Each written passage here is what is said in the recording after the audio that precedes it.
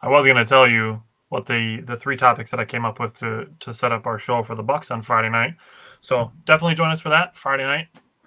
But we have two series for the Milwaukee Brewers. We have the Brewers in Detroit against the Tigers, and we have the home series with the Toronto Blue Jays, which just ended. So we're going to get into it.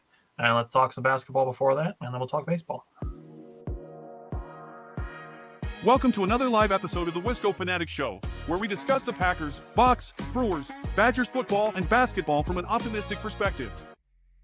Wisco Fanatics is brought to you by Cardboard Legacy, Wisconsin's most complete sports card shop. Buy, sell, grade, and consign all at their location in Oshkosh. All right, we are back on another Wisco Fanatics Wednesday like we do. So as I was kind of saying, just in the pregame mention of it, the Milwaukee Bucks show that we are doing on Friday is going to consist of draft prospects, free agents, trades, combinations of all three, and some of our favorite prospects for the upcoming draft. So we are very, very, very excited for that. Now, today, we are going to just kind of set up a few things as far as the Milwaukee Bucks are concerned that don't quite fit in that exact, structure of how the things that we're going to talk about on Friday are going to go.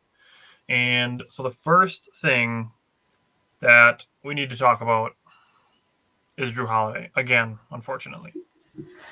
So we, again, need to have this conversation. We've had it before. It annoys us when it pops up again just because we've had this conversation so many times. What's up, Reggie? The two things, honestly, that I wanted to say was, one, the Bucks did not trade Drew Holiday to Boston. So they didn't allow Boston to get Drew Holiday. All these, honestly, I'm seeing in Bucks groups are like this one site called Basketball Genius, and then this one other thing where people are posting from like mainstream media things where it's like, I can't believe the Bucks let the Celtics get Drew Holiday, and I can't believe the Bucks let the Celtics trade for Drew Holiday, and I can't believe they let that happen. It's like they traded him to Portland. Mm-hmm. They got Damian Lillard. That's bottom line.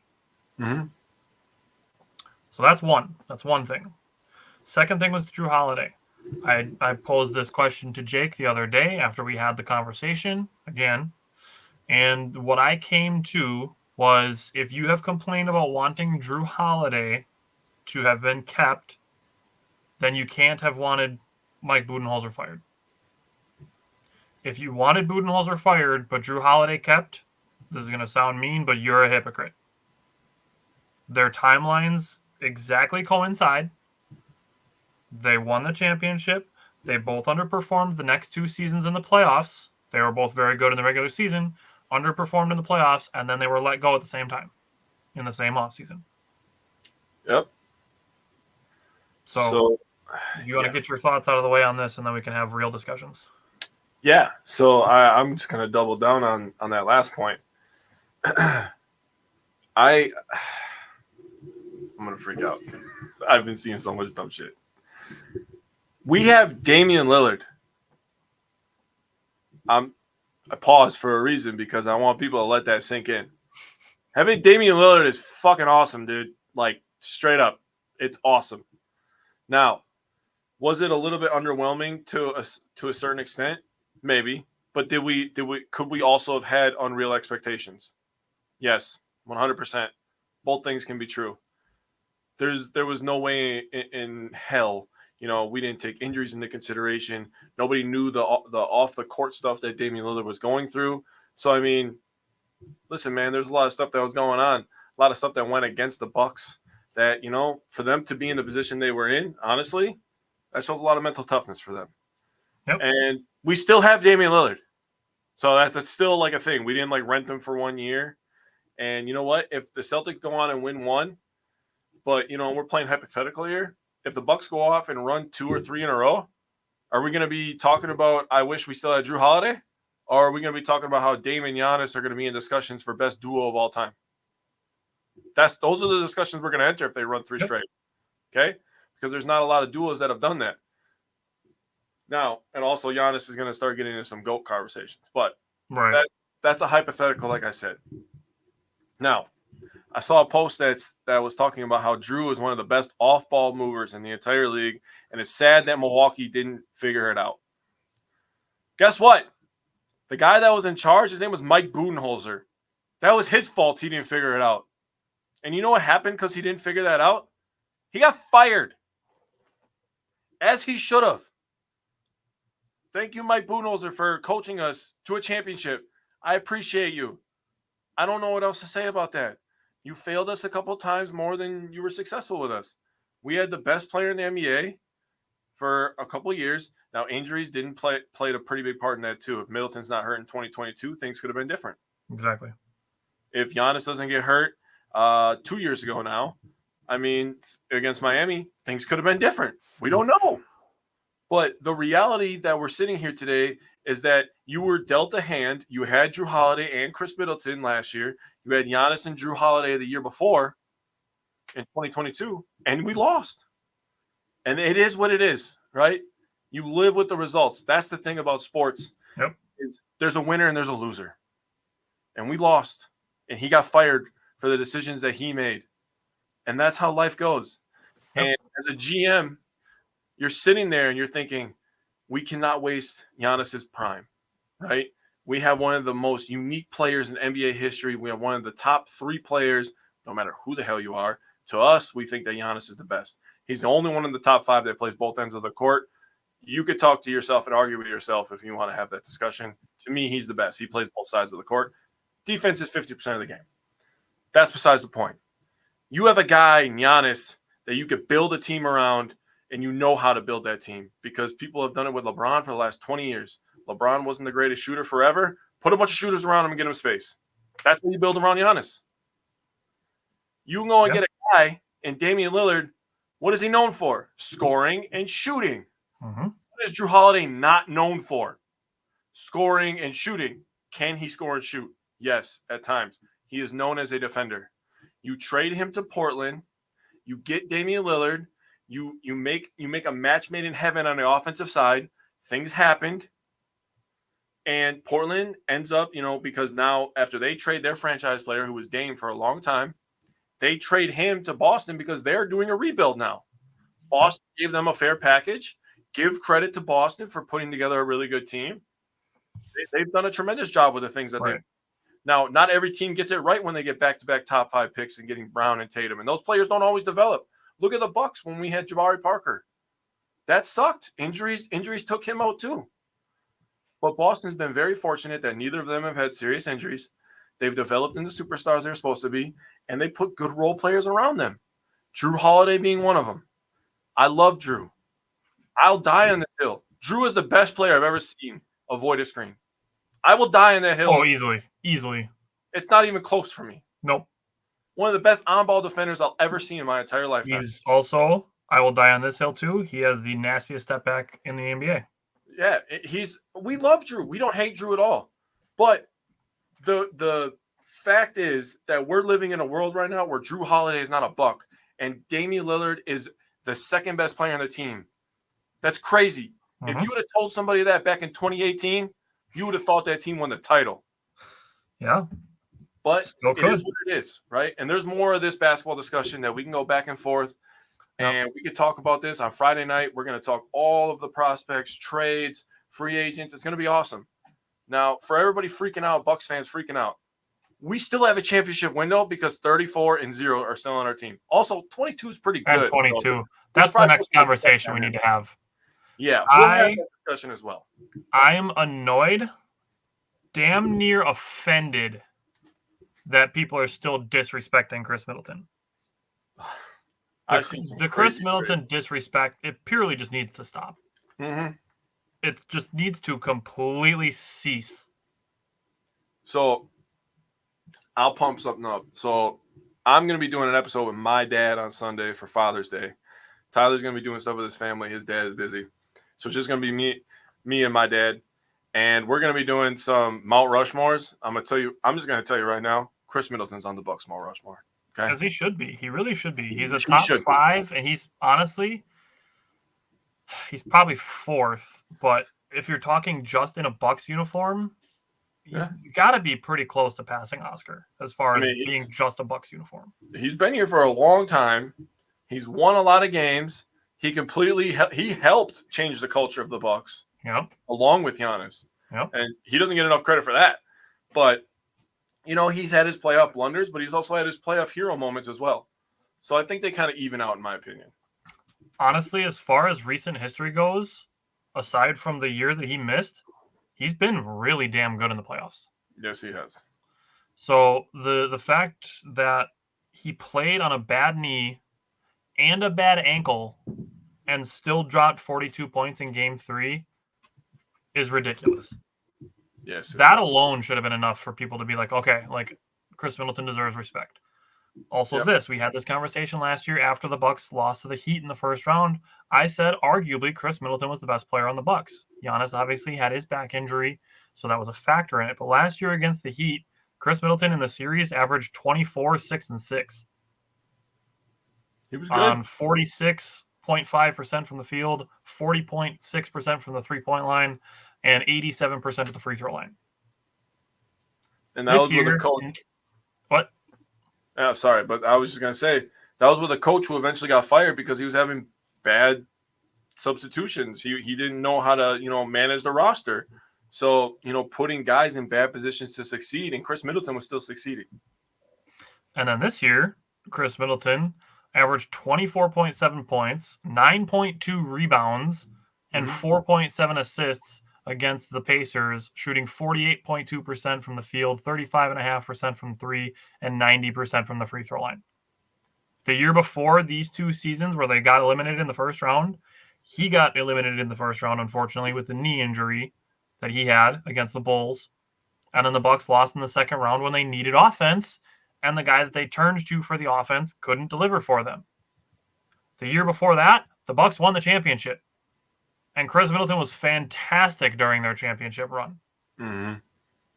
So, if you look at what Chris Middleton has done for the Bucks the last 4 playoff seasons, championship, injury, 24, 6, and 6, 23, 9, and 5.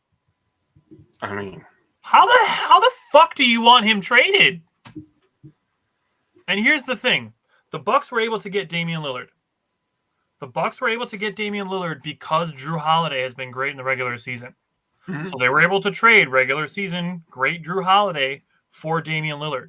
Do you think the regular season version for the last 2 years is going to return good value for Chris Middleton? No. Because he averaged about 15 points because they were managing his injuries for the playoffs, where he performed, where you want guys to perform. I give a fuck how many points you score in the regular season. But here's the kicker. All these NBA GMs, they see the stuff that we're seeing right now with the playoff numbers that you're presenting to us, right? They see that stuff, and that's what they're looking at.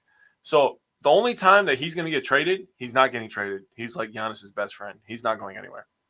But we're going to play hypothetical. The only way he's getting traded is if a playoff team that needs a guy that's a tough shot maker and taker, that's the team that's going to trade for Chris Middleton because that's exactly what he is. Oh, by the way, he's already on one of those teams. So why the hell would you trade him? You're not going to find many better third options, if any. Bro, let's talk about Reggie's comment real quick. Hold on. Let's wrap this up first because that's the last topic. Okay. Steve said, wasn't Chris a throw-in piece when Milwaukee got him? Yes, he was. He was a throw-in in the Brandon Jennings, Brandon Knight deal. Yep. And I agree. He doesn't get enough credit for it. He does not get enough credit for how much he's improved over the course of the years. He was the first G Leaguer to ever make the All-Star game. That's crazy. Yeah. Now he's a 3-time All-Star. I don't understand why there's any Chris Middleton disrespect left. Yeah, I don't know. It doesn't make sense.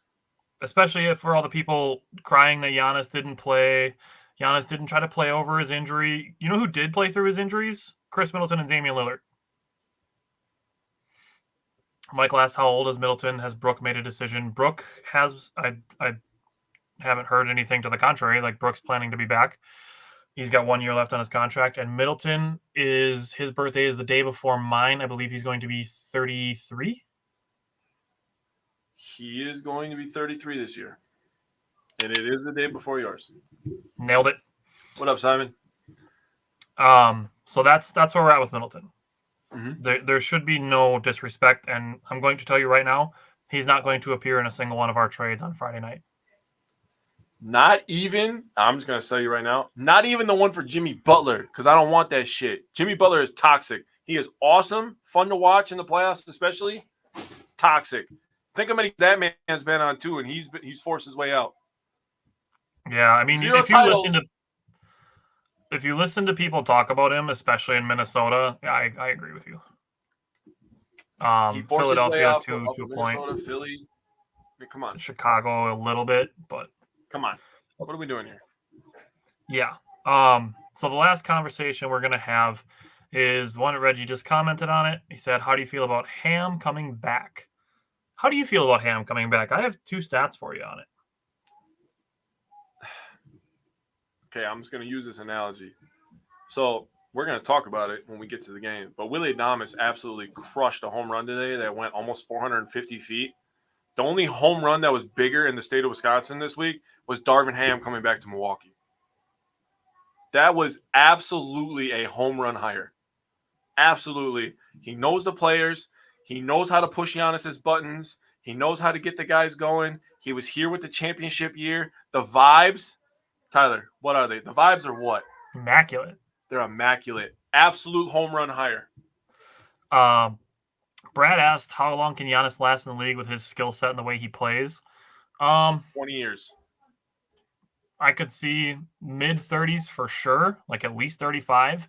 And I wouldn't underestimate Giannis's work ethic to say that he can't become just essentially a low-post big man later on in his career and just be less transition. He could literally have a 20-year NBA career easily. No doubt in my mind. He could essentially be Hakeem Olajuwon for the last 6 years of his career. Dude, seriously. He could just be a guy that grabs rebounds, plays defense, and be a dump down option on offense. And scores in the low post. Yep. That's it. That's all he has to do. Now, he's not always going to have the quickness and the agility, off the dribble. Yep. But, he can adjust his game as every single player in NBA history has had to do when they get older and they don't have blazing speed and 40,000-inch verticals. Honestly, like, some people don't like the player himself, and I get it, like, whatever your preferences are to you, but there's currently an active player who Giannis can just follow his plan of how adjusting your game, adjusting your diet, adjusting your workouts, adjusting your season, adjusting your maintenance to extend your career to a very long point. While we're on this real quick, he could do whatever the hell he wants. If he wants to play for Greece, he could do that. Yeah. Stop being mad at him. That's such a dumb thing to be mad at him for, because he's going to be playing basketball somewhere. Dude, he's not going to not be playing basketball. Exactly. He has to play basketball to get better. What are we talking about? You want him to be a lumberjack? He's going to be sitting at home in bubble wrap all summer if he's not playing basketball for Greece. Jesus. He's going to be on the basketball court. He's going to be scrimmaging with his teammates. He's going to be playing basketball. He's going to be doing all the things he does in the season, in the off season, probably harder. I got to tell you guys something. This might be a secret, but if he runs drills, they're going to be basketball drills. Like, that's insane Crazy to think concept. about. That's crazy, right? So if you take that and you multiply that by 1 million and like play a competitive game, you can improve on things that you want to improve on. That's kind of how that works. Reggie enjoyed that. Okay. So you brought up that Darvin Ham was on the championship coaching staff. Mm-hmm. That he was. The Milwaukee Bucks were the 6th offense that season and the 10th ranked defense in net rating that season for defensive rating and offensive rating. Mm-hmm. The following year, the Milwaukee Bucks went to the 3rd offense and the 14th ranked defense. Okay. So that's potentially figuring a little bit of things out on offense and not figuring out as many things defensively. Mm-hmm. And they still had most of the same roster.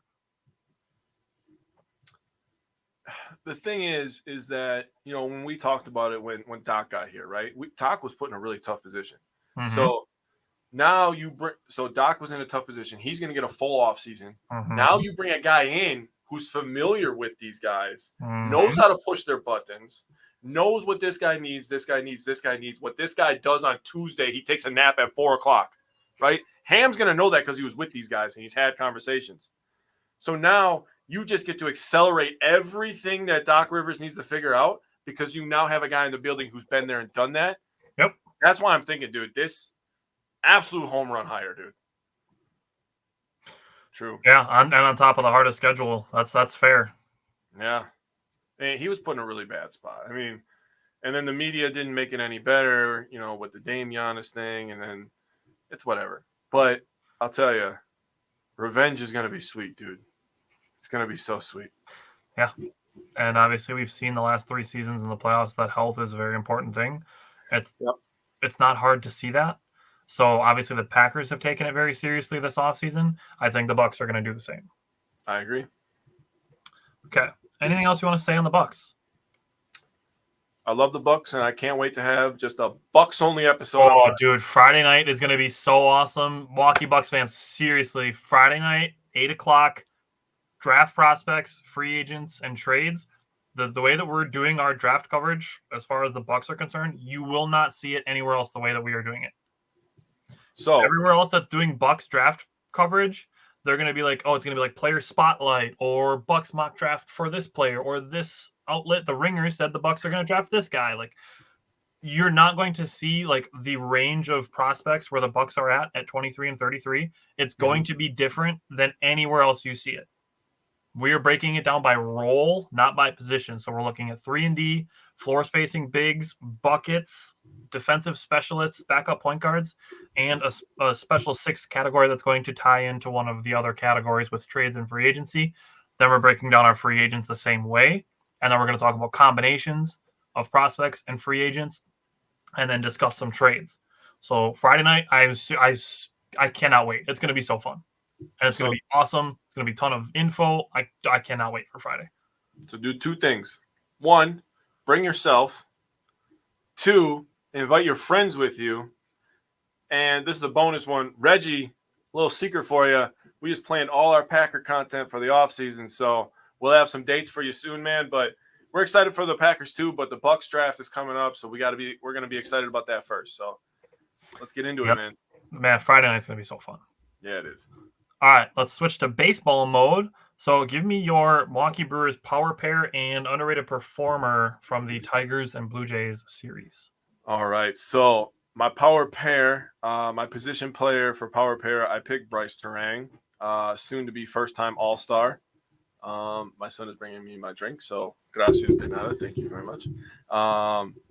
He went 7 of 23, 5 runs, a double, a triple, 3 RBIs, 2 walks, 2 stolen bases, and only had 5 strikeouts. So that's a mouthful, but that's what Bryce Terang does. And when you're an all-star, you do a lot of things. So 304 average, which was second on the team this week. 360 on base percentage, also second on the team this week. A 435 slug, which was third on the team this week. And a 795 OPS, also third on the team this week. So Bryce Terang, tremendous. And I didn't even have to mention the great defense he plays, which, I mean, honestly, if you watch the Brewers the last couple of years, they have young guys who are fast and play defense, okay? Yeah. They're awesome. A bunch of them. For my power position pitcher, I picked Colin Ray. We got to put some respect on this guy, man. He pitched one time. He had a quality start, got a win. 7 innings, 3 hits, 1 earned run, which was a home run. And it was an anomaly home run because it was to a guy that never hits home runs. 4 Ks and 0 walks, so absolutely tremendous game from him. Now, I wanted to tell you some stuff about Colin Ray, why we have to put some respect on him. He's tied for first in innings pitched on the Brewers team this year. On a team that's been injury-riddled all season, he's tied for first in innings pitched, so he's eating up as many innings as physically possible. Second on the team in wins, only behind Koenig, because for some reason every time that guy pitches, he gets a win. First in ERA. Second in strikeouts, and second in WAR for pitchers. He's one of our best pitchers. Yeah, there's no denying it. Point blank period. We've went over it a million times that Colin Ray has been thrown into the gauntlet. The opposing pitchers that he's faced this year is an all-star team. Yeah. It's insane. Yeah. And he's held his own. And the Brewers have held their own. So give credit to Colin Ray. My underrated performer, not very underrated, but he may be underrated in terms of MLB world, but in terms of Brewer world, he should not be. His name is Blake Perkins. This guy is an absolute stud. I don't know if there's some guys on this team that are going to have jobs much longer if Blake Perkins keeps playing like this, just saying. He's a switch hitter, and he went 6 of 19. He scored 4 runs, had 2 triples. Love that. 2 RBIs, a walk, a strikeout, or 6 strikeouts, and 1 stolen base. He had a 316 average, which was first on the team this week, a 350 on base percentage, third, 526 slug, which was second, and an 876 OPS, which was also second. So I had some pretty good names, but you also have some. So why don't you give us? Yeah, definitely a lot to choose from, which is always a good thing. Brett, the conversation that you're referring to, Jake and I had it again. All because of you. It's totally your fault, 100% your fault. It's all on you. And we'll see you Friday. So you'll have to rewatch the show to catch that conversation. Reggie said he was at the game on Monday. Can't believe how huge the board is. Dude, the center field video board is beautiful. Well, it might have a dent in it now. It's probably going to have a dent in it, yeah. Which ties into his other comment that he said it's fun to see the Willie haters quiet down. Give him a day. Okay, my power pair pitcher, I have Tobias Myers. He pitched two gems in the last week. Friday and today, 14 innings pitched combined, only 4 hits, 4 walks, 1 earned run, and 9 strikeouts in his last 2 outings. Uh-huh. I can't wait. I'm going to pat myself on the back today when we talk about today's game. So just keep that in mind. I'm coming to pat myself on the back when we get to today's game. Okay. My power position player, I'm with Jackson Churiel. Time to give the kid some love. He's been very, very improved in the month of June, and he's 6 of 18 in the last 6 games, 333 batting average, scored 3, driven in 3, hit a home run, 2 walks, and over his last 18 plate appearances, 3 strikeouts. Wow, the strikeouts are down for Jackson Churiel. That is huge for him. Mm-hmm. That is huge for his strikeout numbers to be down. Mm-hmm. Okay, and then my underrated performer, his name was already mentioned, Jared Koenig. He pitched twice in the last week, 3 2/3 innings, 0 hits, 0 walks, 0 runs, 4 strikeouts. Underrated stud. Very underrated stud. So many underrated studs in this Brewers team. How do they stay underrated for so long? It doesn't make sense to me. You know what? I have a theory on that. Because the Brewers are the most used bullpen in baseball, you're seeing like 9 different relief pitchers every 2 to 3 days. So they have so many that are mixed in. And then on top of it, the Brewers have thrown Koenig in as like an opener four times, I believe. Yep. So you're just seeing him at random times, and you're not like putting it together that the Brewers are using him in leverage situations often because they're not quite using him as much as they did earlier in the season in like those like 7-1 games. So that's my theory, is that you're just seeing so many different guys so often that they get lost in the shuffle of all the other ones. I actually don't disagree with what Reggie said, but I also agree with what you said. I mean, it's amazing to me that we have so many people we can go to, and it doesn't matter right, left. Sure, you'd rather have Milner go against a lefty, right? If you could prefer that, or Hudson go against a lefty, but Hudson can go against anybody. I feel good with Koenig against anybody. I feel good with Trevor McGill against anybody. I mean, I could just keep going down the line if I really wanted to. These guys are so good. Didn't even talk about Peguero and Payamps. I know. It's amazing. And we still don't have Devin Williams. Exactly. Thank you. People, you got to stop with if it can hold up. They're going to get better. Taylor Clark is coming back to the Brewers bullpen. J.B. Bukowskis will eventually be back in the bullpen. Jacob Junis, D.L. Hall, Joe Ross. These guys are all coming back to the pitching staff. So there's reinforcements coming. Reggie said the only thing I'm scared about is bringing all of our studs up early from the farm. Depending on how it happens, like a guy like Jacob Mizorowski is a hot name because he's one of their top prospects. So he's a hot topic of the Brewers need pitching help. Call up their top pitching prospect. I want to let him get his feet wet in AAA. So I'd move him from AA to AAA today. I could be fine with that. And I would be okay with him getting a debut from the bullpen, kind of how the Brewers did with Peralta and Burns. They brought him in as bullpen guys very, very late in the season. Yeah. I'd be okay with that, but I'm not in a rush. Michael wants him up. Michael wants him up bad. I want to see him too, but I think they're doing okay. I agree. I agree with what Reggie's saying, and I don't want to bring everybody up right away. And Mizorowski is definitely the hottest name. I would leave him down there for this year. If he's a September call up if he goes up to AAA sometime soon and he's a September call up, okay, fine. Yep. I'm fine with it. Yep. And the thing, Reggie, that people aren't understanding, and I just said I don't understand how all these people stay underrated. I don't understand how the Brewers keep pumping out all these guys.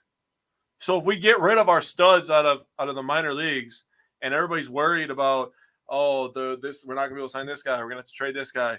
We're gonna trade this guy for this guy who's gonna turn into an all-star in 2 years. Okay, that's just how it works. Just or like in the Packers, first right? year.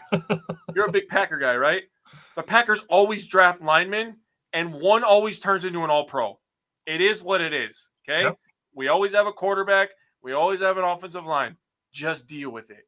The Brewers, they get prospects. They develop them better than almost anybody, honestly. We can't pay for people, so we have to do it the old-fashioned way. Yep. And God damn it, we're good at it. Huh. All right, let's go to Friday. The first of the two Tobias Myers pitching gems. Now, Tobias Myers gave up a leadoff single and then retired 24 of the next 27 batters and did not allow a single hit after that. That's where Tobias Myers went. Single, pick off, 24 of the next 27 retired, and the only 3 that reached were on walks. Hell yeah. Nobody got to second base. He threw 100 pitches through 8 innings. He was fantastic on Friday night. And I'm still going to keep the thing in my back pocket that I'm going to pat myself on the back for. But first things first, I want to say Vinny Rattino commenting from the Bally broadcast saying Bat Murphy's quote on the team is to compete with freedom. Love that. I love that so much. Love that. So Reese Olson, the Tiger starter, was originally in the Brewers bullpen. He was traded for a relief pitcher who will not be named because he was really bad. Originally in the Brewers organization. On the season, opponents were batting 202 versus his changeup. His changeup's really good. 202 against his changeup. The Brewers in this game hit 571 on his changeup. You know who had the better changeup? Myers. Yeah. Myers had the better changeup that day. Man, it was so good. So the Brewers had 4 hits on 8 total changeups.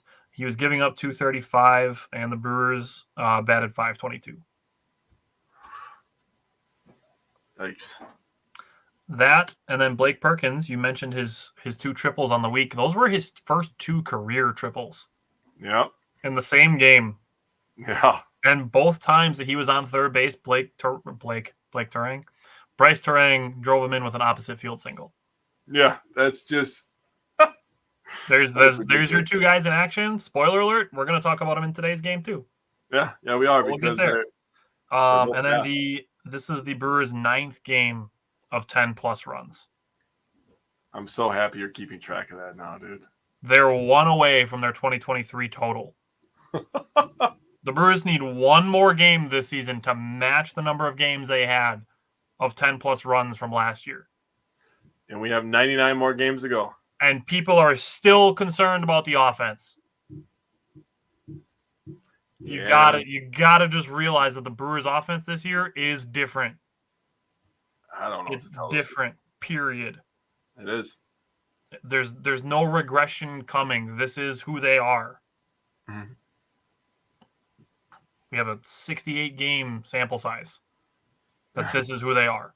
Yeah. And people are still like over the last yesterday and the first half of today's game being like, well, we got to figure this out. They figured it out. They're fine. They've been good over the course of the entire season. Don't let a game and a half of bad offense fool you into thinking that they're not good. All right. Okay. Last thing I want to say, did you watch Tobias Myers' post-game interview? I did not. It's not even about what he says. His post-game interview, his smile is so infectious. It reminds me of when Andre Monasterio got called up last year.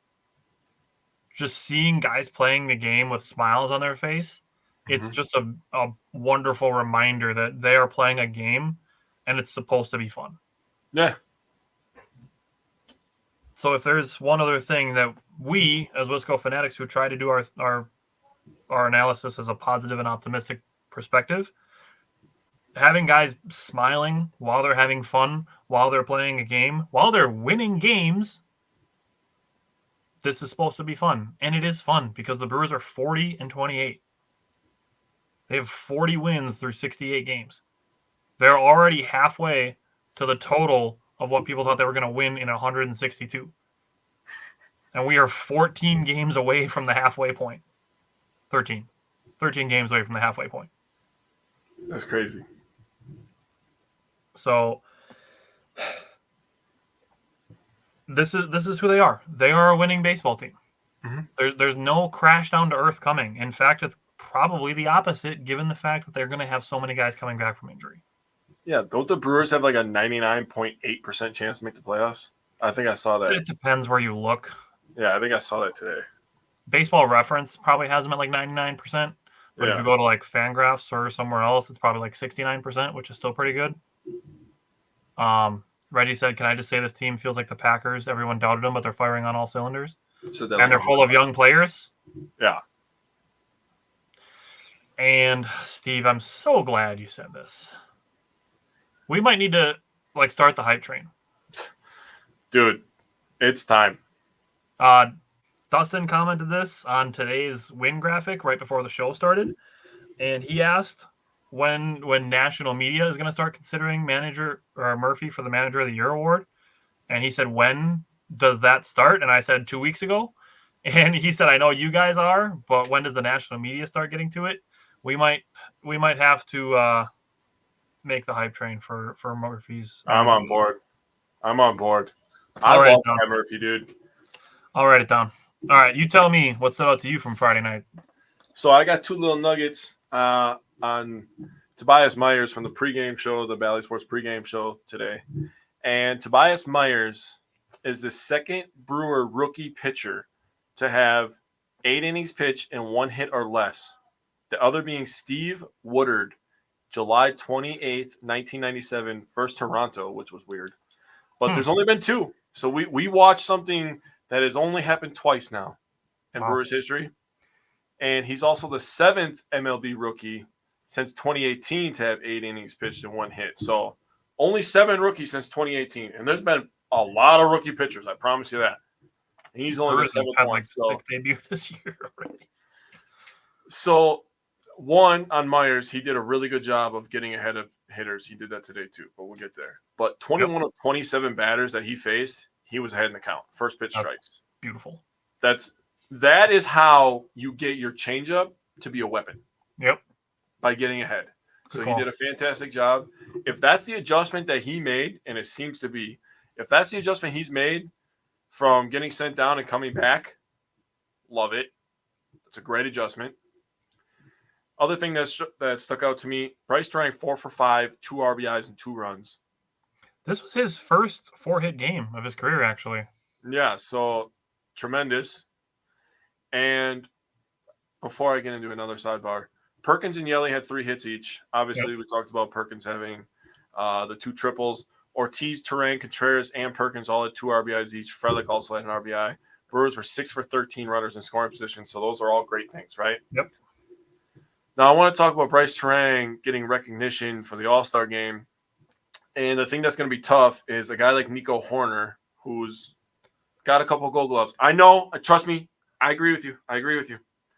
But the Cubs, who I just saw a stat, have the worst record in the National League since May 27th. They have the worst record in the National League. They have a guy, Nico Horner, who has won a couple Gold Gloves, and he has the name recognition, who's going to get a lot of votes in a shitty city of Chicago. And he absolutely should not get in the All-Star game over Bryce Terang, but I think that he will get voted in over him, and Bryce Terang will be an addition later. But we as Brewers fans, I'm saying this to you guys, we have to do our job. I vote every day. I go on there, take a couple minutes, I vote all Brewers, call it a day. Even Jake Bauers every once in a while. I go crazy. But I go crazy, I vote all Brewers, call it a day. Just do it once a day. We need to do our part because Bryce Terang deserves name recognition. Okay? So let's do this thing. All right? Michael, before you go to work, you better vote Brewers. Okay? I really want to get that word out there because Bryce Terang deserves this, dude. Yeah. He is absolutely balling. But we can move on to game 2. Michael, hope to see you Friday night. Yeah, the thing I will say on Bryce Terang is he should be second place in the National League. Ketel Marte for the Diamondbacks is an absolute monster. He is. So it should be Marte and then Terang. I'm with that. Okay. Anything else you wanted to say from game 1 before we go to game 2? Game 1 was fun. Game 2 also fun. But let's do that one. Okay. What's up to you from game 2? So I came away from this game thinking like, God damn it, man. We have all these injuries with our pitchers. Freddie's getting put into this position to be a ace, which he definitely is an ace. I don't care what anybody says. Corbin Burns had bad starts too. Brandon Woodruff has had bad starts too. Ben Sheets has had bad starts too. Okay? Freddie Peralta is an ace. Yep. He's had a couple of rough starts in a row, but he's up there battling, dude. And I think people don't understand, like, mentally how tough that is. Okay? Koenig also entered this game. He spelled Peralta, and he did a fantastic job. Tyler went over his stats before, so I don't need to tell you how fantastic he was. Anoli Cannoli gave up 1 hit. I'm seriously not calling him by his name. He, 2/3 of an inning, gave up a hit. Hudson was tremendous in his inning and a third. Piamps and McGill did their thing. The thing that I'm going to tell you is Jackson Chourio, that swing where he had the double to left where Hoskins and Perkins scored to make the game 5-4 as the Brewers had to make a comeback in this game. Mm-hmm. The swing that he put on there gave me so much confidence that he was figuring it out. That was the swing where he barreled that thing up. He weighted back. He was on good balance. He flipped the hips. He flicked the wrists. And I was like, oh, okay, that was different. I looked at that. I was like, that was different than the other swings I've seen this year. Even the home runs he was hitting. You know, maybe he just hit it at the right angle. That was the one where I was like, oh, shit. This might be the corner. So give him credit for that. Give the Brewers credit for coming back. If we get to the top of the first here, let's pick it up here. Yelly single to right. Terang ends up scoring. The Brewers are up 1-0 in this one. Between the bottom of the first and the bottom of the second, the Tigers scored 4 unanswered runs. You know, Peralta was getting beat up a little bit. All the runs that the Tigers scored were all on singles. Bottom of the third, Yelly hits a sac fly to left. Chourio ends up scoring. Contreras to second. Terang gets the third. And that's important to know because Adames ends up grounding out to third base and Terang ends up scoring. So that makes the game 3-4. And if you're a Brewers fan, you're looking at this like, okay, now I have confidence even after the first and second inning that this team's going to scrap and they're going to keep fighting, right? Enter the top of the 6th inning. Chourio absolutely rips a double to left field. Hoskins and Perkins come around to score. The game is 5-4. The bullpen does their thing, man. And, man, you want the whole line? I can't put into words how dominant our bullpen is. I'm running out of superlatives, okay? They are so goddamn good. If you go just from Hudson, right, that's 3 1/3 innings. 0 hits, 0 earned runs, 0 walks, 5 strikeouts. They're not touching our shit. Killing these guys, dude. The Brewers go 3 for 12 runners in scoring position, and they come away with a win, and a series win at that. So, absolutely domination from the Brewers, in my opinion. Great comeback win.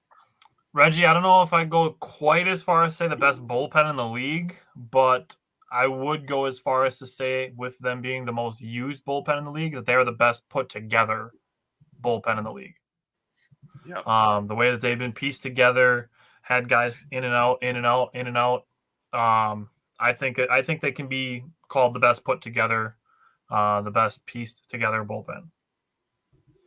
So the full bullpen numbers: 5 2/3, 1 hit, no walks, no runs, 8 Ks. Mm-hmm. Now, this game, too, Willie Adames and William Contreras set the franchise record, 64 straight starts by a duo. That was awesome. That's cool. Yes, it is. Next, I'm glad you brought up Freddie Peralta. It's good to see, situations where guys are struggling as far as pitching is concerned, having the team pick them up. Reggie, it depends how long guys have with service time, but it's usually, I believe it's 5. Yeah. It's more on the time spent in the big leagues, in my opinion. Right. Yeah, it's innings or at bats, depending on whether you're a pitcher or a hitter. Yep. But yeah, it's usually options up and down is usually, I believe it's 5. Okay. Not 100% sure. Maybe Google it and get back to me and see if I'm right. If I'm right, then I'll take back all of the hesitation I just gave you over the last 20 seconds. So Freddie Peralta was getting ahead. Just needed to finish some at-bats. In the first inning, he had a first pitch strike on 5 of the 6 batters. All 5 of his walks that he had in this game came in 2-strike counts.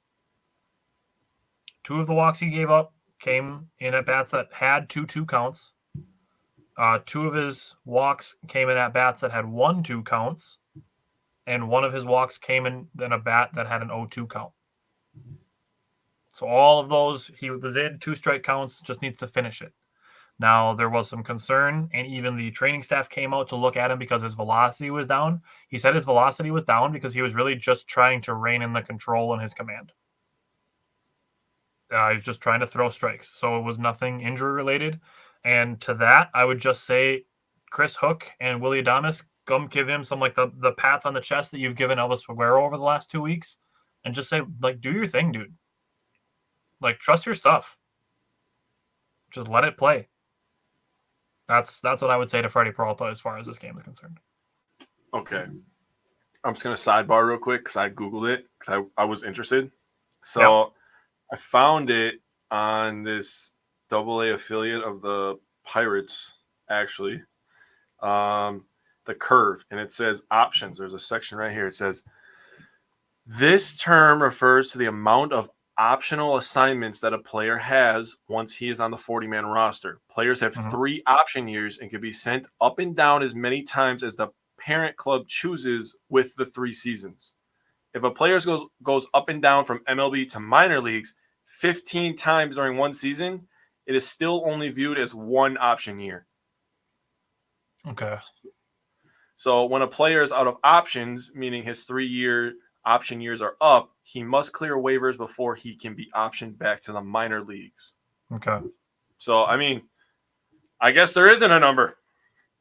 It's just within that window of that 3 years, as long as he's on the 40-man roster. Right. So, shit. That's kind of... There's something with... I really think there's something with service time, too. Once they pass it, they're no longer considered a prospect, but... Yeah, they graduate, they say. They graduate. Right. They graduate from prospect status. Yeah. Okay. I will... Reggie, I'll look into it more because I'm not 100% versed on it. So I'll do that. The other 2 things, you brought up Churio. Great for him to get the big hit. And I think you're on to something with him turning a corner. And I'm going to talk to you after the show about that. Okay, bet. Then the last thing was the bullpen. So that really just great work by the bullpen. Can't, like you said, there's really no other way to say it. Now, I want to have 2 things. I want to point out 2 things that had I not brought this up before we moved on to game 3, would not have brought up even by us. They obviously weren't brought up by the fan base because it's one of those things where if the opposite doesn't happen, they don't get brought up. First one being the contact play. You mentioned a run scoring on a ground out. Bryce Terang going on contact on a ground ball, scoring. It worked. People only complain when it doesn't work, but they also don't give the adequate credit when it does work. Weird how that works. here I am giving credit for Bryce Terang scoring on that play. Mhm. Second, the fifth run that the Brewers scored was on, what's up, James? Was on the Jackson Chourio double that you're referencing. Blake Perkins was on first base. Scored from first base on that double. Nobody's singing the praises of Jason Lane. Except me. You can Weird. go to my tweets on Saturday, and you will see in all caps that I tweeted out, great send, Jason Lane. That credit needs to be given if you are going to throw insults at him when somebody gets thrown out at the plate. Because again, if being aggressive worked 100% of the time, everybody would do it. So we need to give credit when they're doing aggressive things and they work. Yeah. Just as much as people want to be mad that they're being aggressive when they don't work. We need to give the credit when the aggressive plays work. Spoiler alert, today's game. Oh, we're going to have a discussion. We're going to have several discussions, and I can't wait. Let's go to Game 3. Game 3 did give us a rare Bryce Terang defensive mistake. Kind of aided the Tigers in scoring their second run. It would have been just a 1-0 game at that point had Bryce Terang, been able to just make the out. But it is what it is. Andre Monasterio playing his first ever game at first base. Did a good job to stay with the play for the third out. Kind of a hard hit ball at him. Good job there. Tariq Skubal is a stud. Jake likes fastball changeup combos. His fastball changeup combo is tough. Yep. Really tough. Uh-huh. Also, he threw the fastest pitch of his entire life in the third inning of this game. So, an already good pitcher, like throwing his best stuff, like you just dust this one off. Like, good job, Detroit. You saved yourself from getting swept at home. Yeah, pretty much. We'll take the series win and go back to our place. Yeah, we'll gladly go back to Milwaukee. So that, and then the Tigers giving the Brewers a taste of their own medicine with 2 strikes. It was happening against Freddie Peralta, obviously, like I mentioned, with the walks. Just the Brewers getting a taste of their own medicine from the Tigers by 2-strike damage. So that's really what my main things were from the third game. So, Game 3. Yeah, I don't know why I need to have this conversation, but I do. But I feel like Bryce Wilson has earned the right to have a stinker. Okay, he's been pretty reliable. Ate a lot of innings in some bad situations for us the last couple of years. Played multiple roles. He's a throw-in starter right now. So I mean, dude, that's another thing that we didn't even talk about. I'm thinking out loud is like our bullpen can get better with Wilson going back there. True. He's the guy that can face righties and lefties as well. So he's earned that right. Hobie Milner has something going on, man. He's been getting knocked around a little bit, but he'll figure it out. Maybe he's just tired or something, but maybe he's not getting enough work. I don't know. Maybe he's used to pitching back-to-back days, but he'll figure it out. Herget did a nice job in this one. Bowers pitched in this one, but it is what it is. Like you said, I think your description of dust the hands off and we'll take the series win back to Milwaukee perfectly sums this one up. It is what it is. I don't know why I feel this way, but I feel like the Brewers are bad on Sundays. I feel like they're bad with bases loaded and bad on Sundays.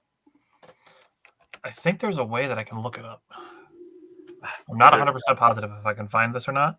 So don't hold your breath because I'm not positive. For some reason, I don't remember them winning a lot of games on Sunday where I'm just like, dude, what the heck?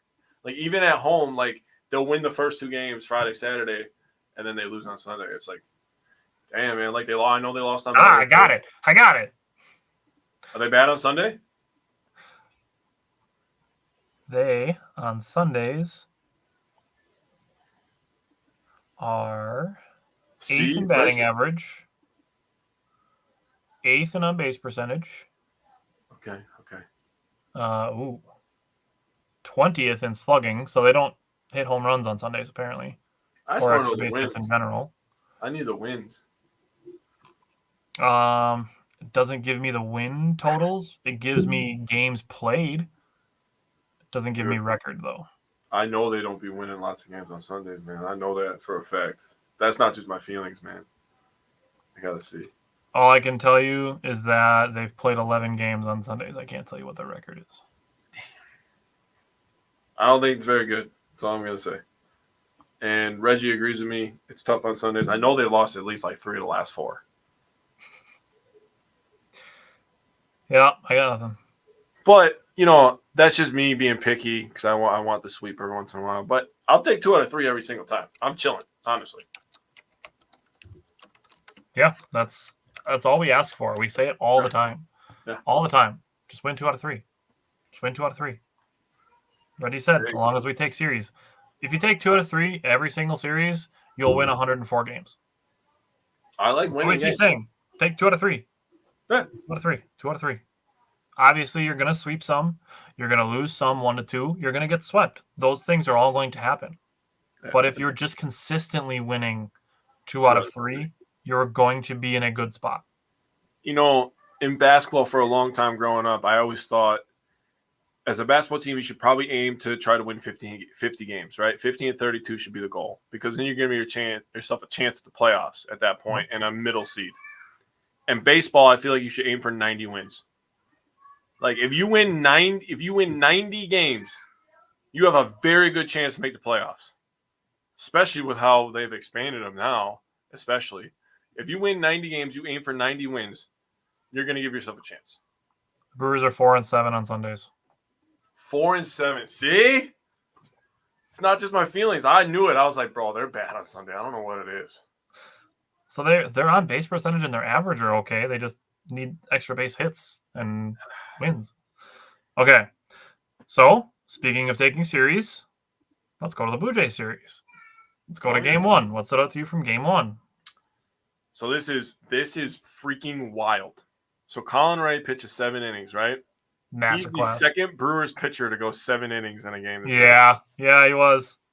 That's by far the least amount in Major League Baseball, by the way. Oh yeah, but it both happened within the same week for us. That's crazy, bro. I was like, what? Nope. Yeah. Oh no, he's the third. He's the third one. He's the third. Second one in this week. Second one of the week. Second one of the week. Sorry. Third total. I'm wrong. Either way, that's insane. So he goes 7 innings, 3 hits, 1 earned run. Yeah, he's awesome. Piamps has an inning, McGill has an inning, and they give up 4 total hits to the Blue Jays and 1 stuck baseball bat in the netting. That was hilarious. Dude, that's the thing get about the baseball. hell out of here. Is that seriously what you just said? You just said that was hilarious. That was hilarious. Right there. Oh, I see it. Stuck in the net is hilarious. Dude. Just reading word for word out of my notebook. Dude, that's the thing about baseball, and I wrote this down. That's the thing about baseball is it gives you the most awkward shit that you didn't think was possible. Like a bat getting stuck in a net. What was it, 2 innings, 3 innings? At least. And then you got players from the away team, the Blue Jays in this scenario, throwing stuff at it, finagling it out with a hook, and then the hook gets stuck for a second. It's just like, are we watching a baseball game? What is going on right now? Are we watching a game show? Yeah, dude, the crowd was really loud when that fell. Oh, you were They were saying that during the game. They're like, the dude that was batting was so confused why the crowd got so loud. Oh, yeah. It was 3 innings. Okay. But I was like, what is happening? But that was awesome. Let's focus on the game here. So Adames had 2 RBIs in this one. Churio had 1. Adames is up to 45 on the year now. I was more focused on the bat. I don't blame you. That doesn't happen every day. Reggie was there. He was. So the home run that I was talking about that Ray gave up was to Kirk, and that guy never hits home runs, but that was a really good swing by him, and he blasted that baseball. Churio then in the bottom of the 3rd ties the game at 1 with his own solo shot. That was a fantastic at-bat. I'm sorry to interrupt you, but that was a great at-bat by Jackson Churio. Oh, it was. No, absolutely. Interrupt if you have something better to say, because I don't always sound smart, and you always do. So make me sound smart. Okay, great. Just gonna stop we there. get to the So what I noticed. Well played. We get to the bottom of the 4th here now, and Adames was like, you know what? Tying it was fun, but we should definitely have the lead. Hits his own homer to left center, crushes it 417. We're not trading him. Get over it. The Brewers are up 2-1. Okay. We get to the bottom of the 6th.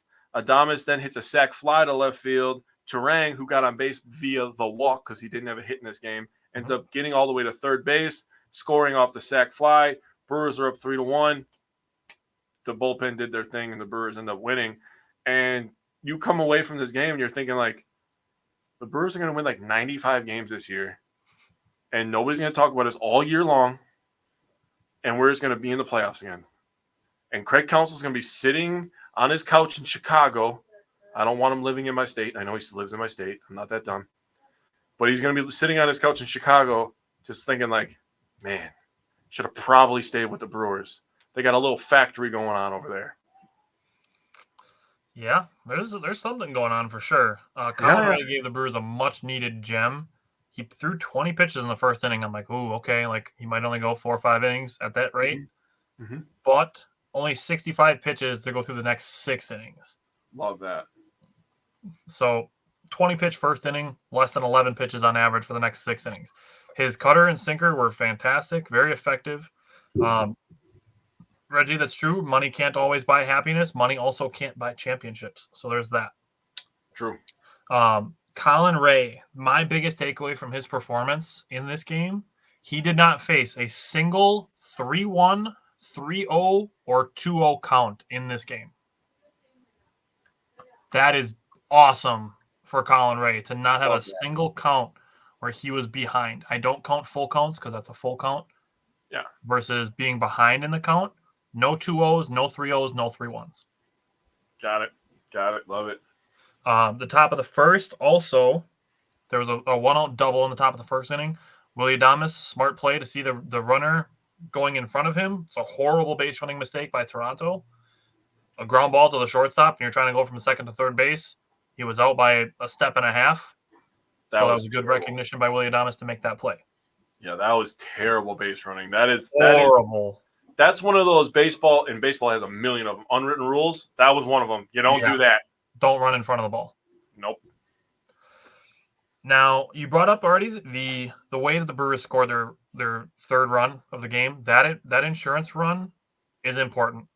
Mm-hmm. Now, obviously, they ended up winning 3-1, so they could have won 2-1. But for the Brewers to go from being up 2-1 and Christian Yelich having a really ugly strikeout, he had 2 really bad pitches that should not have been called strikes against him. It was the second strike and the third strikes that were called against him. Not good. Very bad calls. And then Willie Adames delivered the sac fly. That sac fly was in shallow left field. Yes, it was. That's a pretty close play. And maybe 4 players maybe on the Brewers are scoring on that play. Yeah. I can think of 3. I'm thinking 4. I got Blake, Churio, and Turang. I would throw Yelich in there just because I trust him in any base running situation. He's a pretty smart guy, so he's kind of a fringe guy. But yeah, I mean, obviously when we get who am I thinking of? Garrett Mitchell. Thank you. You knew I was blanking, and you knew what I was thinking. If we get him back, he's 4 easy. So yep. So that great hustle by Bryce Turang on that shallow fly. The speed kills. Yes, it does. And he followed that with a nice snag in the top of the next inning. Jumped up in the air, snagged one out of the air. Dude, did you see? God. So I follow this guy, and his name, he's like a big Tony Snell guy. He's like kind of a parody account for it. Oh, and okay. He added the Brewers. He said, "I'm gonna need him jumping to the roof with a cape on." Did you see that tweet that the Brewers made? Oh man, I was like, "Yo, that's funny." Yeah, that's awesome. And he also made the game-ending play. That was a good play to make in the top of the ninth. That was a good job. Mm-hmm. The last thing I want to say on pitching, Colin Ray, if you count the bunt single followed by a ground into a double play in the 5th inning, the top of the 5th inning, if you count that as like retiring players in order because you still face the minimum number of batters, that would be 15 straight that Colin Ray retired after giving up that solo home run. Love that. Then Yoel Payamps, he's back on track. His slider looked really good. He only faced 1-2-1 count. And then Trevor McGill was not behind any batters. The Brewers as a team only threw 7 pitches behind in the count as a team. Wow, that's impressive. They threw 106 total pitches as a team, Mm-hmm. threw 7 pitches behind in the count. That's only 6.6% of the total number of pitches that they threw in this game. Wow. Wow. Big fan of that. Pitch from ahead in the count. Yeah. So game 2, this was yesterday's game. We got the debut of Carlos F. Rodriguez. Got to have the distinction, because in a couple of years we're also going to have a Carlos D. Rodriguez in the outfield. So we're going to have Carlos F. and Carlos D. in our team. But Carlos Rodriguez wearing the 00 is fire. I love it. Yeah. Rocking the 00. That's the same kind of vibes you were talking about earlier. They're immaculate, dude. Immaculate vibes. And in the City Connects, bro. Oof. Chef's kiss. That hits hard. Yeah. It's a really random thing to be excited about, but I'm here for it. Yeah. Okay. So the first batter he faces becomes his first strikeout of his career. Love that. Top of the second inning, first batter he faces in the second inning, also a strikeout. And great job for him to limit the damage in the third inning to just 1 run. Sorry, second inning to just 1 run. I think with maybe some different defensive positioning, this could have been even less than 1 run, obviously, 0 runs. But to go through that and only give up 1 run and then make a great escape in the third inning with a leadoff single, a walk, and a 1-out single to get a strikeout and a pop-out with the bases loaded, that was great work by Carlos Rodriguez. So his debut may have been short, but there were definitely good things to take away from it. For sure. And Willie Adames, another nice defensive play to end the first inning, helping out his young pitcher. Loved that. Jared Koenig, I mentioned as my underrated performer pitcher. 2 very quick, effective innings. I think in the 2 innings total, he threw like 23 pitches. Very few. I don't remember the exact number, and I didn't write it down. Shame on me. But very effective, very quick innings. And then this I'm going to hold on to, because this is what happened for the first half of today's game. The Brewers making a lot of good contact. A lot of good contact, hard contact. You hear the announcers during the games talk about it with a guy like Willie Adames hitting the ball hard, just the baseball gods hitting the ball right at players. Just continue hitting the ball hard. Good things will happen. Yeah. Continue getting on base. Good things will happen. Shots are just right at defenders, and credit to the left fielder. I think it's Schneider is his name. Made a diving play last night. Took away extra bases from Jackson Chourio. That's good defense. Just give them credit for that instead of crying that the offense is gone. Right. So those are my main things from last night's game. What stood out to you? So I'm glad you brought up the 00, because I'm like a jersey number weirdo. And I follow this account, and it's called MLB Jersey Numbers. And they said Carlos Rodriguez will wear 00, last worn on the field by right-handed pitcher Curtis Laskonski in 2001. So, I mean, that's pretty crazy. Something that happened since 2001. Now, I need to remind everybody, like myself, who's a grandpa, 2001 was a long time ago. Okay? That was a long time ago now. We were little kids when that happened. Now we have little kids. So that was a long time ago. That's valid. Also, the Brewers, they got shut out in this game. There's no secret. It's the 3rd time this year they've been shut out. So that's not an alarming number. 68 games in, and they've been shut out 3 times. It's going to happen. Last year, they were shut out 16 times. That was the 2nd most in MLB. So they'll be fine. They're scoring 10 runs in a game, way more than they're scoring 0 runs. So I have absolutely no worries. We're at you said 3 shutouts through 68 games. Call that like 40-ish% of the season. So they're on pace for like 8 shutouts. Yeah. So half as many as last year. So I have to let you in on the next part of this that I'm going to say. The Braves have been shut out 9 times already. Oh, I knew they were struggling, but yikes. 9 times. I just already. Ferris Bueller was like 9 times. Yeah, that's pretty alarming. So for anybody worried about being shut out for the 3rd time, go look at the Braves. Okay. And the Braves are still good. I know that Acuna got hurt, but I think they are. I think they have 36 wins. The Brewers are the third team to 40 wins. Thank you to Tyler Perkovich who commented on it. That the Brewers are the third team in the NL to 40 wins. So Yeah, the Dodgers and Phillies are the other two. Shocker. They're pretty good. Yep. Phillies are probably the best team in the National League, and the Dodgers are the most expensive team in baseball by like $2 billion. So the Dodgers are starting to heat up. As much as I hate to say it, they're starting to heat up. They were having a freaking home run derby last night against the freaking Rangers, or 2 nights ago. Freaking home run derby. It was terrible. Reggie, did you just use the word points for baseball? I was just gonna let it go, but you know what? It's fine. It's fine. It just makes me think of when we used to play poker with Brandon Reister would call his chips coins.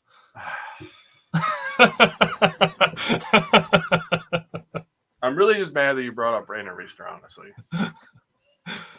They're called runs, Reggie. Hey, Reggie, you good, guy. You good. We're just giving you a hard time. Now, but I mean, that's all I really got on that game. I mean, we covered all the pitching, so I mean, now we're at 1-1. We're in the rubber match today, so.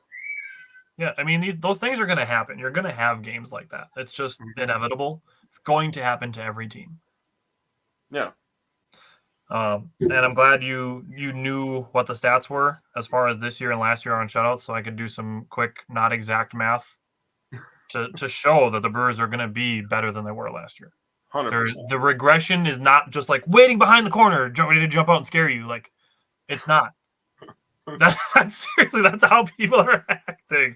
That's how they're acting. Tell me I'm wrong. You can't tell me I'm wrong that people aren't acting like we're in a horror movie and regression is right around the corner, ready to stab you to death.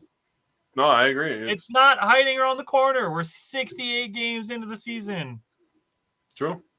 Friday is going to be the most fun game we have. Probably. The numbers would tell you so. But seriously, I know what you're saying, but but seriously though, like I said, the regression, it's not a situation where we need to just be like, well, I hope they can figure this out. It's like, stop letting a game and a half of bad offense fool you into thinking the Brewers are bad on offense. By the law of averages, which we brought up a bunch of times on this show, they were going to break out. Okay, so just relax. Let's say it like this: is like you are not your slumps. Yeah. You are also not your times where you're batting 400 with runners in scoring position for 3 weeks. Yeah, you are not your slumps. You're not your soaring successes. You are the middle. That's what you are. That's why they call it average. Yep.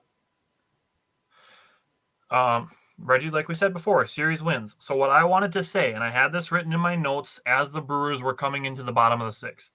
The Brewers were out hitting and out walking the Blue Jays going into that sixth inning. Mm-hmm. The Brewers were going through a pretty brutal runners in scoring position streak. We've spent a lot of time on this show for the Brewers this season and making individual videos about how good the Brewers have been with runners in scoring position this year. Mm-hmm. They've been top 5 in a lot of categories. And it took a game and a half for people to think that was all over. Mm-hmm. A day and a half compared to the other 66 and a half games that the Brewers have played. And yes, not all of those 66 and a half have been, offensive gems. But again, the average of those 66 and a half games, where the Brewers were very, very good with runners in scoring position on average. Mm-hmm. And a game and a half, people are freaking out that everything is tumbling down like one piece of a Jenga tower was pulled out and the whole tower is coming down. Do we need to remind people that it's still June? We just had this discussion last week. First of all, it's still June. Second of all, we have a pretty big sample size on this season so far. Yep. And both of them tell you that the Brewers are going to be fine. Yes, they do. So, 2 days. It was 2 days, a game and a half. Guys just need to keep focusing on the same approach, hitting the ball hard. People are fixating on the Brewers needing the big hit. But I was focusing on the fact that the Brewers are still consistently getting guys on base. Mm-hmm. People are freaking out that they're 0 for 25 with runners in scoring position before that sixth inning. I'm focusing on the fact that they've had 25 at-bats with guys in scoring position because it means that guys are getting into scoring position. the Brewers average will tell you that, yeah, they're going to go through some streaks where they're rough. They're also going to go through some streaks where it's going to be the opposite, and they're going to hit 600 for a game and a half with runners in scoring position. And they're going to have games with 23 hits. Oh, that's already happened. Oh. So you're going to have games with 23 hits. You're also going to have games where you get shut out. These things are going to happen. So also, during that stretch of getting a bunch of guys on base, although not getting the big hit to drive them in, they also drove up the starters' pitch count. Tobias Myers threw 100 pitches to get to 8 innings on Friday. Bassett today threw 100 pitches for 5 innings. Mm-hmm. The Brewers got to the Toronto bullpen and hurt it big time. Mm-hmm. So even before they got to that 6th inning, they were doing things that were going to benefit them through the rest of this game. Just by continuing the same approach, we don't need to do all this radical changing stuff over a game and a half sample size. Agreed.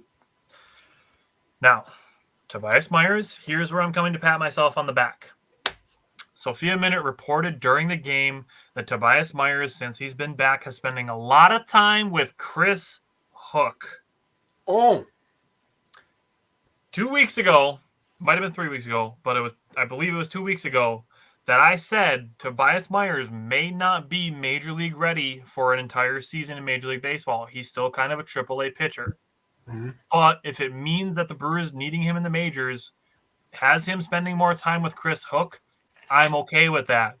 And then Sophia Minute says that Tobias Myers has been spending a lot of time with Chris Hook, and his last 2 outings have been gems. He made 1 mistake today, but through 6 innings of 1-run ball, only 3 hits and 1 walk to go with his 4 strikeouts. Dude, how good is Chris Hook at pitching, coaching pitching? He is the head scientist of the pitching lab. He's got to be in the top 3, bro. The way that the Brewers have churned out pitchers in the last 5 years since the Brewers brought in Chris Hook, I don't think you can say that there's a better team at developing pitching. If you look at starters, bullpen, and system, I don't think you can find a better one. We've had a couple relievers of the year, more than a couple. We've had a few, sorry, and we've had a freaking Cy Young. On top of all these guys that are just getting let go, for no reason, and we bring them in and we make them valuable for a month, 2 months, 3 months. Yoel Pyle was an 8-inning guy last year, a high leverage guy, and he was a throw-in in a trade. Think about that, dude. I mean, you look at all of these guys. Like Colin Ray was pitching in Japan 2 years ago. Man. You just continue to go through all of the guys that the Brewers have that have been relievers and starters that are like, oh, damn, these are really solid. Brian Hudson was traded to the Brewers for a 20th round pick because the Dodgers were going to DFA him. Because Yamamoto or whatever. Yeah, Yamamoto. To sign Yamamoto, they were going to DFA Brian Hudson. The Brewers were like, we'll give you a 20th round pick for him. They're like, yeah, sure. Take this all-star pitcher. Yeah, just calmly, quietly been probably our second best reliever. At least. It's top 2 for sure. Mm. So I don't think in the last 5 years you can find a team that's developed better pitching. I agree.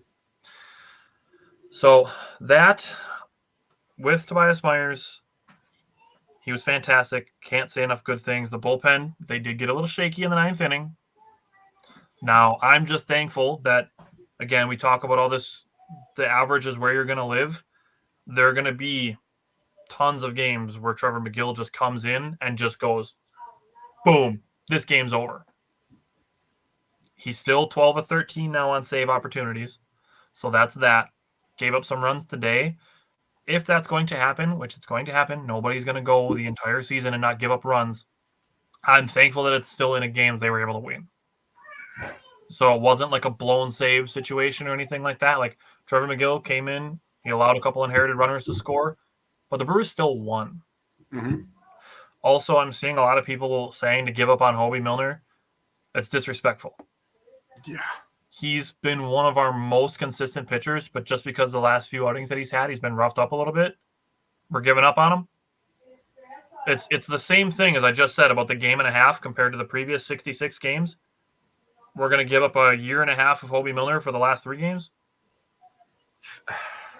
I got to get personal here. I'm not going to name names, obviously, because I don't know other names. How mentally weak are you to give up on something that fast? Seriously, that's a real question that I want people to consider. How mentally fragile are you? Are you shitting me right now? And if you're that mentally weak with sports, imagine how you are raising your kids to not be mentally strong. The exact label to put on it is recency bias. That's a real discussion people need to have with themselves. Mm-hmm. That's why we discuss it on here. But take it from sports to life. Be like, am I letting very recent things, the small recent things, affect me more than the entire body of work of whatever it is? Yeah. That's the conversation that needs to be had. And we'll have it when we can give the examples as far as sports are concerned. So I think the Brewers with runners in scoring position is a good example, and I think Hobie Miller is a good example of recency bias. That's how you should feel about recency bias. Temper tantrums. Okay, Reggie asked the question, how do you feel about Ashby? He's got options, so I understand why he was sent back down right after pitching really well. The last major league start and the 2 of his last starts in AAA were very, very good, so that gives me hope. They've been working on his command in AAA, and he was very good when he came back to the big leagues. So since his shoulder injury, his 3 best appearances that he's made have been his most recent 3. Yeah, so I know I just got done talking about recency bias, but again, if you're looking at the sample size, Ashby doesn't have the last year and a half of pitching really poorly. He's got like a month and a half of pitching poorly, and now he's got like 3 weeks of pitching really well. Yeah, so I mean, obviously we're gonna have to give him more time and let that shoulder get a little stronger, and consistency keep building up. But as I've said in the past, and as you have said in the past, Ashby has really good stuff. And we just got done giving, Chris Hook his flowers. So you're telling me a guy that has dominant stuff with a guy that knows how to make you dominant isn't a match made in heaven. So let's just let Ashby continue to get a little bit stronger, put him back with Chris Hook, and then let the magic happen, man. Sit back, enjoy it. Because let's not forget, Tyler brought it up earlier. Sports are fun, okay? Just have fun. Just sit back, relax. You don't have to stress out. You don't have to freak out at every loss. You don't have to freak out when the Brewers give up a home run, especially in or baseball. Lose a game. It's fine. It's okay. Yep. It's part of the journey. Yes. Please, just relax, man. You guys are giving me anxiety because you have so much anxiety, man. Like, chill, man. Yeah, chill out and come watch our show. That's a great question, though, Reggie. Thank you for bringing it up. Anything else you wanted to say on today's game? I just love their approach, man. Everybody in the top 7 got a hit. So that was beautiful to see. And even the bottom 2 in the order, they got on base with walks. I believe, Perkins ended up scoring a run. That was a big-time run for us. So, I mean, I can't really have any complaints when everybody's kind of contributing. The pitching's doing its thing. And Brewers are figuring out ways to win games. And that's what good teams do, right? At the end of the day, they figure out ways to win games. And I'm going to say something that you've said in the past. They don't ask how, they ask how many, right? So if they figure out how to win some games and they win a bunch of them and they end up in the playoffs and all of a sudden we're in the National League Championship Series and it's tied 1-1, I'm not going to be shocked because I watched them all year long and I'm like, this team's got something, man. And it ain't just a set of nuts. Yeah. It's several sets. Several sets of nuts.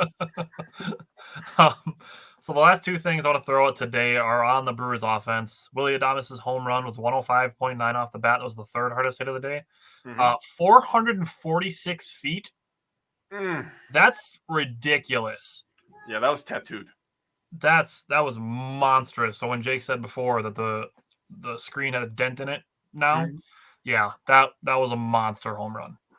Also, because I brought up the dent, it made me think there's a reason they didn't put this big scoreboard up and we had Prince Fielder, okay? Because that guy was literally denting scoreboards. There's probably a couple of dents in the ceiling from Prince Fielder.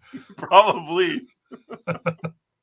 And then the last thing. So I said spoiler alert before when we were talking about aggressive offense. Needs to be brought up again today. The Brewers being aggressive it worked for them. If this play had not worked out, you would not hear the end of it. Why would they do that? Why would they try that? They haven't been able to score. Why would they try doing that? But it worked. Crickets. Mm-hmm. Guess who's here to talk about it? Wisco Fanatics is. Yep. The double steal, it's not only a double steal. The Brewers did this earlier in the year with Sal Frelick, and I don't remember who was going to score at home. It might have been Bryce Terang. Mm-hmm. But they did it with Bryce Terang and Blake Perkins, the combo that I mentioned, coming back to make this happen. So you get in an ideal situation where you have two fast guys on base, and you send Terang to go and get caught in a rundown long enough for Blake Perkins to score. Blake Perkins was credited with a stolen base because he took off as soon as the throw went. So he was credited with a stolen base, and then Bryce Terang got to third on the throwing error. But the Brewers being aggressive forced Toronto into a situation where they needed to try to prevent it, and it forced them into a mistake.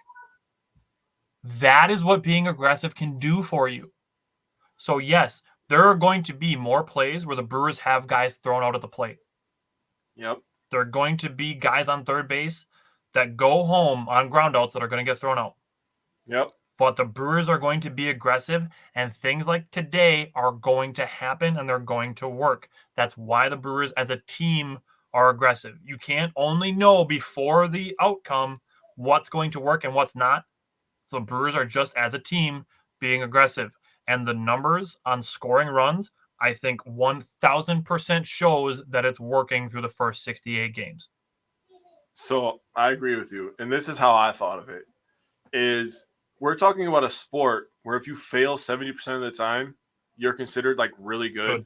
Yep. If the Brewers are successful, I'm just going to throw on 50% of these situations, that's absolutely a win. Do it. Absolutely a win. Do it. And them being aggressive forced us to tie the game. Yep. It forced us to get the lead because after that mistake happened where they threw the ball away, Terang ended up at third. Contreras gets an opposite field hit, and Terang scores, and we have the lead. Just like that. Yep. Just like that. That's why being aggressive, you never fault effort, okay? You never fault effort. And if you think that the Brewers being aggressive and them knowing that this is their play style, if you think that doesn't have a positive effect on their mindset going into that game, you are absolutely fucking kidding yourself. Because it does. These guys are coming in there thinking they're badasses because our manager walks around like he's a badass. Oh, yeah. And this team believes. Yep. So I'm just going to enjoy it. I'm going to have fun. I expect you guys to do the same thing. But absolutely, I love the aggressiveness, man. It's fun to watch. Like Pat Murphy said, compete with freedom. And that's all you got to do. Yep. And that's what they're doing. And they're calculating it. And then they're saying, let's go compete. Let's do it. And we've talked about it. Hitting the ball hard can force teams into mistakes. Mm-hmm. Being aggressive can force teams into mistakes. Good things can happen for you. Mm-hmm. Bad things are going to happen, but it's definitely more fun. It is. To play aggressive and watch good things happen for you than to play conservative and wait for good things to happen for you. That's fair. I like it much more by going and making the things happen instead of waiting for the things to happen. Agreed. So that's fun. Like I said, there's going to be times where it doesn't work out. Got to live with it. You just got to live with it because today's game where the aggressive things worked and the Jason Lane sending Blake Perkins on the Churio double in last Friday's games, when those things work, enjoy them. Mm-hmm. And when the things happen where guys get thrown out at home, take it for what it's worth. Take it for what it is. It's the other side of the coin. You have to live with it. Mm-hmm. Okay, so between now and next Wednesday, the Brewers have 5 games only. They have the Friday through Sunday series against the Reds at home. See if that can be their 7th straight home series win. Mm-hmm. And then they go to L.A. for some super late night baseball on Monday, Tuesday, and Wednesday. All 3 of those games are in the evening. So next Wednesday's game will take place after next Wednesday's show. So in those 3 games against the Reds at home and 2 in LA, I'm looking. Say it. Say it, Tyler. I know what you want to say. You want to say 4. I'm leaning towards 4. Just because I think they're gonna I think they're going to lose Monday with that travel. So I'm going to say 4-1. I'm also saying 4, and I have reasons. They're winning Friday. Good. We're cooking on Friday. Brewers are cooking on Friday. Okay. Saturday, they're winning. That's a bobblehead day. Sal Frelick is going to go crazy. It's also my daughter's birthday party. They're winning that day. Okay. Nice. Sunday, winning. They got to win a Sunday game. And Father's Day is a day to do it. Yeah. Father's Day is a day to do it. Oh. Monday, probably lose. It's okay. They got to go all the way across the country. Happens. Tuesday, win. 4-1. I'm telling you, we own the Reds. We're going to cook the Reds. Reggie says 5. Reggie went full send. Reggie, if they have a 5-0 week and we come in with a 5-0 week, I'll love you forever. Reggie, we got to get you on the Patreon to get you on the watch parties. Yeah, come on, man. You got to hear these stats, bro. You think this is good? Bro, we centralize everything. It's super centralized, super focused. Yeah, for anybody wondering what the reference is, Jake and I have a Patreon for Wisco Fanatics. It's for watch parties twice a month. You get to pick the games that we do them for, and it's watch parties that have our own pregame and postgame shows.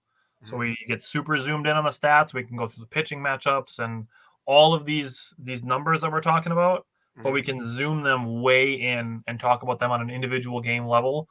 We just talked about an hour and a half on 6 baseball games. Imagine what we can do with 1. Dude.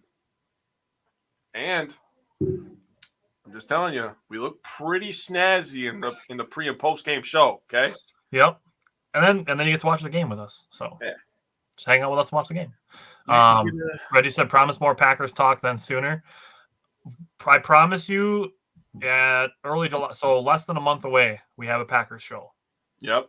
And then in August, we're going to have 2 Packers shows, and then it's football season.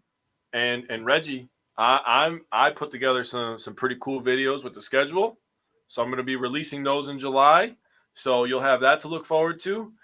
We have an episode. We have a couple episodes in August. I mean, we're going to put a preseason game on the Patreon. That's what I was just going to say. Yeah, we're going to put a preseason game as an option on Patreon for August if people want to get nuts and watch a preseason game with us. But Reggie, you can't vote unless you're registered, man. It's just like voting for the president, except I wish we were president because we'd be much better. But that's besides the point. But we're the president of this show, and we're the president of Wisconsin sports in our opinions. So come join us, man. Bring your friends, man. We want all the opinions. We like to be pointed out on the spot. We like looking stuff up. We want to be smarter. We want to make you smarter. We want to watch the games with you. So come join us. The Patreon is a way for us to get to a point where we can monetize the show to a point that we can do this every day. That's the goal, and that's what the Patreon is going to allow us to do the more that grows. So. Yeah, and then, the day that I get to do this every day for my job is the more my girlfriend gets to yell at me about it, so I'm really looking forward to that. Oh, nice. Really good for you. Love that for you. I love that for me, too. But yeah, I mean, just, again, it's that we keep saying these things, like imagine what we can do if we have more time to devote to it. Yeah. And I promise you we are already putting a lot of time into it. Yeah. So the more time that we can put into it, the more quality content that we can put out. And the more often we can do shows and stat videos and graphics and watch parties and pregame shows, like the more stuff like that we can do with the more that we grow. So anything that you can do to help us grow, we appreciate. And we say it often when it comes to things like the engagement on our posts. We see how much there is, and we appreciate that. And that's because we have such a great following. Mm-hmm. It's not overly large. We have a pretty decent sized following. There's others that are larger. But I think with us prioritizing the quality and the perspective of which we are doing our stuff, I really appreciate the following that we have, because I think the quality of it is so high. Mm-hmm. So with that, I will see you Friday for our Bucks show. Prospects, free agents, trade ideas, combinations of all 3. Definitely tune in on Friday night with lots of information for the Bucks. So, Reggie, never apologize for spamming the chat. No. Comments are good things, and that helps us. So that's why we do the show live. That's what the show is live for, so people can comment on it. So, Reggie, we'll see you Friday night. Everybody else, also see you Friday night, and we'll be live at 8:00. So we'll see you then. Go Bucks, go Brewers.